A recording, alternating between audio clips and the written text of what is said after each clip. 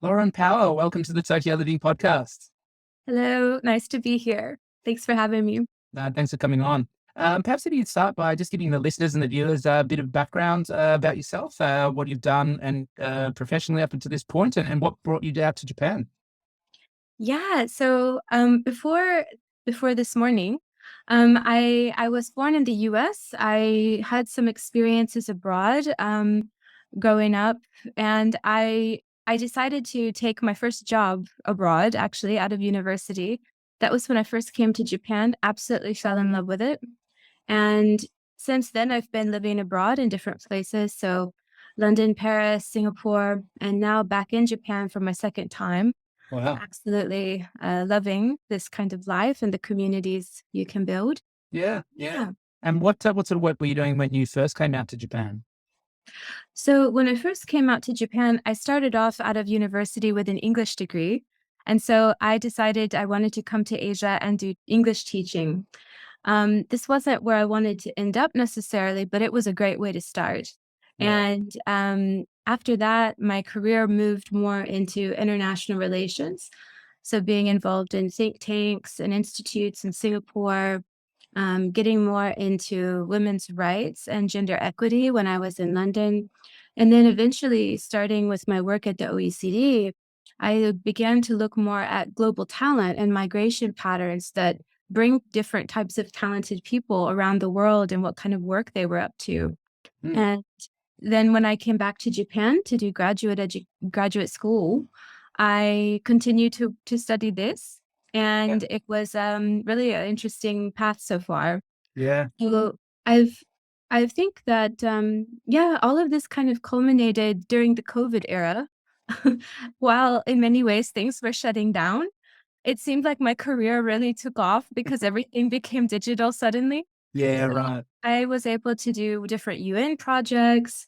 I was able to represent the United States at the G20, and this is my third year involved with G20. Wow. So basically, I feel I've been very lucky to have my hand in a lot of opportunities. And, um, now I've started an NGO with the hope of being able to share some of that with others. Yeah, awesome. And before we get on to that, you're also currently undertaking or completing a PhD. Is that correct? Yes, I am. But I think like some PhD students, I suspect mine will last a bit longer than the normal duration. I'm They currently always do. yeah, right. Yeah. So my PhD is at University of Tokyo. I did my master's there. Absolutely loved it. Incredible faculty, great research environment, and so I've decided to stay on there to do PhD. Yeah. And what's the topic of your PhD? What are you actually looking at? What are you would? So I'm looking at migration policies in APAC region with a specific focus on Japan. Yeah. Awesome. And so can you tell us about the Young Professionals in Foreign Policy Organization, and then how you got started? And I mean, is it something you've been involved in with the global organization previously? And is that how you got on to sort of trying to start up a branch in Japan? Absolutely. So I think I got started with Young Professionals in Foreign Policy, which is a global organization. We've got branches in the Americas and Western Europe. And I had been involved with that organization for several years prior to starting the Tokyo branch. I became really active in that organization in 2020 when they selected me to be head delegate to represent American youth to the G20 conference. That year it was held in Saudi Arabia. Okay. And so I worked with two other co delegates, and we prepared youth centered policies that we negotiated with other G20 youth. And we were able to write a communique that was delivered to the G20 leaders, advocating for some kind of policies that would benefit youth communities around the world, but especially in G20 countries. That's the kind of topic of the conference, maybe. Yeah. And I think that, that involvement really helped me understand the value of that organization in a very deep way. Yeah. And I wanted to find a way to bring that to Asia. I was actually very shocked that there was nothing in Asia at the time. Yeah. And, today you can't call yourself a global organization if you are not in Asia Pacific. Of course. Yeah. Yeah. And so I was saying to them, we have to do something about this. So we decided to start the Tokyo branch. We launched last year. It's been a really great ride, very busy, Yeah. but very rewarding. And so, tell us a little bit a bit more about the organization and some of the key philosophies and the mission and how go about to engaging young leaders. Yeah, so this organization, I mean, we're a COVID organization, aren't we? I mean, we've never really been able to have a normal organization life. In many ways, that's been a real benefit because we've been able to utilize a lot of functions like Zoom's interpretation function, which allows us to hold bilingual events. Right. Means that, young people in Japan and around the world can join us and they can listen in English and in Japanese according to whatever makes them feel comfortable. Yeah. And I think that that's a really key part of what we try to be mindful of when we talk about inclusivity is, really trying to meet people where they are. We're the first branch that's fully bilingual. And, we help kind of be a bridge with all these other global hubs to bring those insights from Japan to the world, and then hopefully to bring some opportunities and connections from the outside into Japan. I have a team of around 15 people that are all volunteers, including myself. We're all volunteers. Yeah. And we're all youth. So we all have day jobs or day classes. And so I'm incredibly thankful to my team for all the time that they give. I wouldn't be able to run this organization without them. And we work together to run our own events and projects. We've got several in the pipeline. Mm. But we also collaborate with other international organizations. Yeah. For example, we've presented our research at some international conferences. One of them was based in Hawaii, which is not a bad location for a conference. Absolutely. And we also had our second UN accreditation to go to UNHQ in New York for the IMRF, which is a migration summit. Okay. And we now are doing our second UN accreditation, which is to host the local conference of youth for Japan. Okay. And this directly ties in with climate issues, COP, COI, and all this kind of advocacy around SDGs and climate that really youth should have a very strong voice in. So we're helping to bring that here to Japan. No, that's fantastic. And then why do you think this sort of thing is important? Why is that international and intergenerational co-leadership an important thing for you? Yeah. So as far as like our guiding principles, I think that, a lot of the problems that we're currently facing, and certainly those that will persist into the future, we have to be thinking internationally, cross border for solutions. We have to be thinking intergenerational, learning from those who've come before, but also really listening to those who are going to be inheriting these problems. Yeah. It's not enough that we wait until young people become middle aged before they are prepared. They need to be prepared before they reach their leadership potential. And so I think that the earlier you can give people these real responsibilities, give them these real tangible ways of having their voice heard, there's value in that. And it's also about the process. When people succeed in working together to achieve something like that, it makes them feel like they can do the next thing and the next thing. Mm. And it keeps their confidence up and it gives them hope. And I think that's been so important for us, especially during these COVID years. Yeah. I think that we've been kind of a source of strength for people on a personal level, apart from, the output that we're doing. For the people who are in the organization, I think that they feel supported and they feel like they can do good. That's really important, I think. Yeah, fantastic.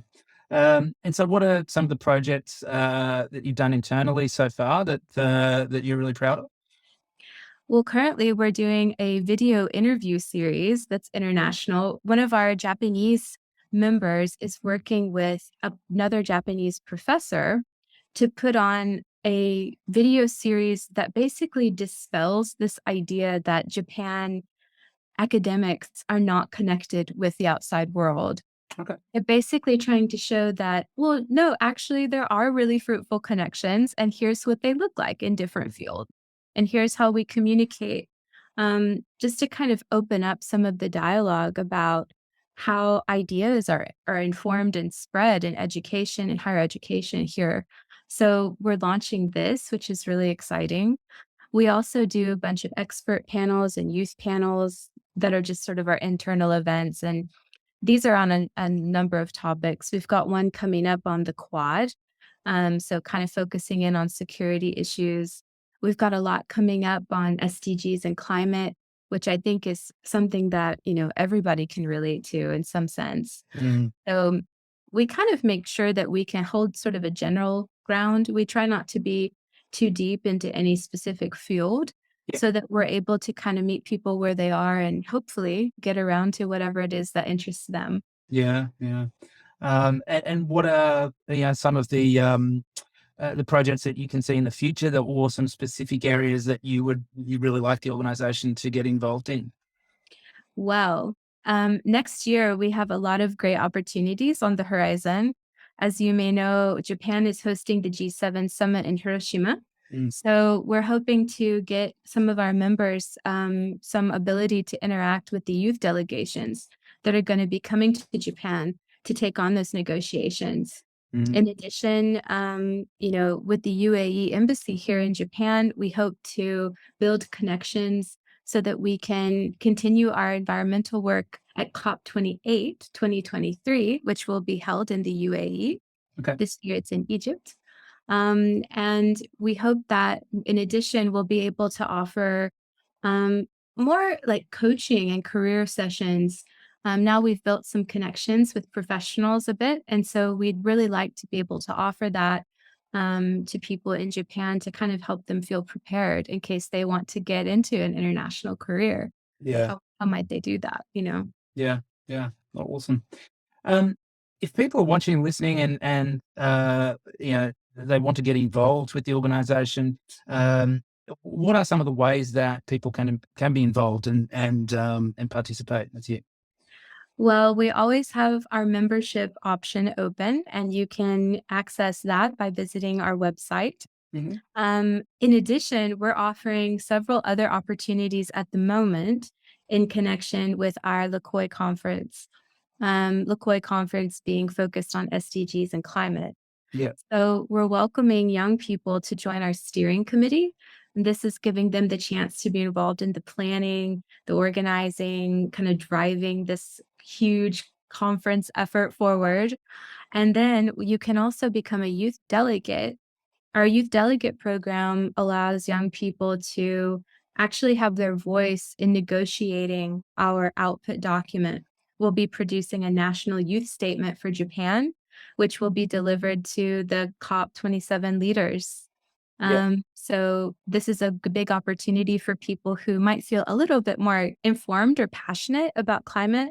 yeah, For those people who are, maybe not so comfortable talking about emissions or something like that, but they still enjoy being outdoors, they still enjoy having their green spaces, and they care about the planet.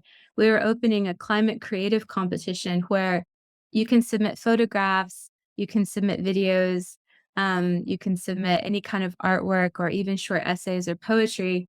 And we're hoping that this will provide an access point for people of all ages to kind of just express their will for why this world matters, why this natural environment matters. And mhm. we'll be enclosing all of those in a portfolio as kind of another way to have people's voices heard on this matter.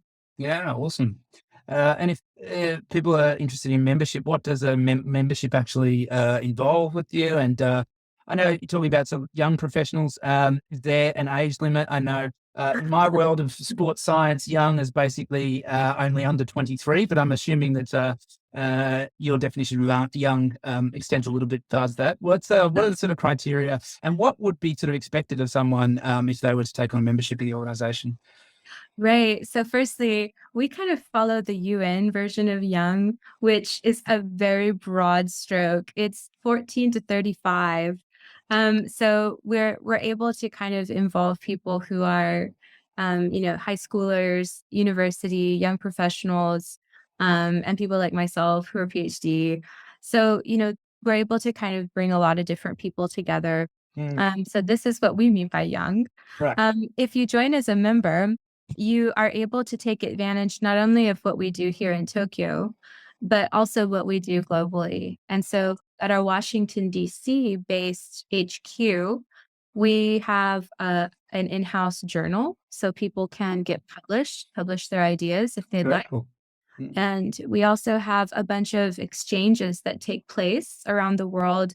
We have some here for Tokyo, but there are others that you can potentially think about doing if you have a will to do so.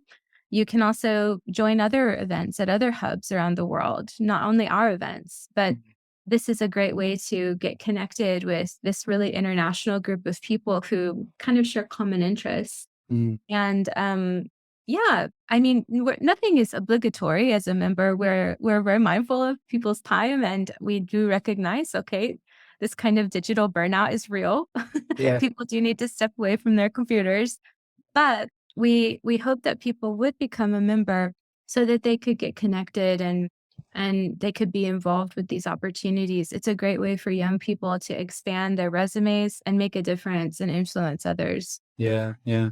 And how many members do you currently have at the moment, do you know?